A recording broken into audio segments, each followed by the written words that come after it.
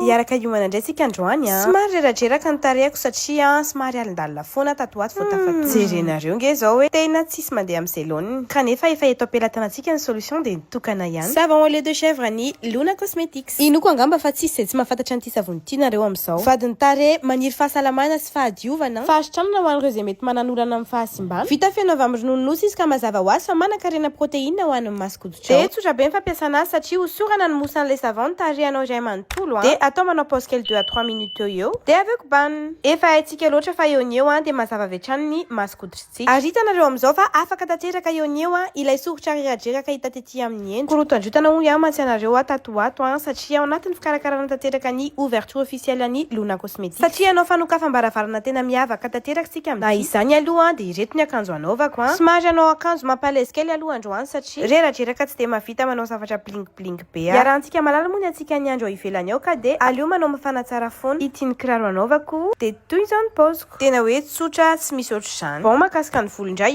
dia tsy tiako lemana be hoe fisaka be fa apiko an'ity activateur de boucle Luna Curly ity fotsiny dia azo antoka ny atsara ny bouclage mandritra ny tontolo andro. Hiditra amin'ny make-up vonjy maika aloha zany tsika dia hoe anao zavatra be inona koa fa ny essentiel hatrany dia manomboka amin'izany ny fond de teint ny Luna Cosmetics. Tsy mila tantaraiko be anareo akory raha ny couvrance anti fond de teint ity sy ny effet naturel izay omeny fa iarahantsika mahita amin'izao. Miampy amin'ny retouche anti contour F18 ity moa izy dia efa tena hoe tsy manam-paharoa fa effet naturel la vetrany. Luna Cosmetics dia manana anti ebrogel ity izay fatao amin'ny volomaso fibangonana azy iny hiakatra sy hilamina tsara ohatran'izao ataoko izao dia hitanareo fa sady naturel no milamina eriny ny volomasonareo. Ny molotra sady sy hainga amin'ny rouge à lèvres isika no sy hainga amin'ny gloss fa dia contouring fotsiny no ataoko dia hitanareo amin'izao ny atsara ny sy ny kalitao. Disponible amin'ny ouverture ny Luna Cosmetics daholo reto produits izay ampiasaiko eto reto. Ny blush moa zany dia tsy manam-paharoa ny atsarany fa tena hoe kanto dia kanto tokoa fa tena tsara indrindra sy tiako indrindra amin'izany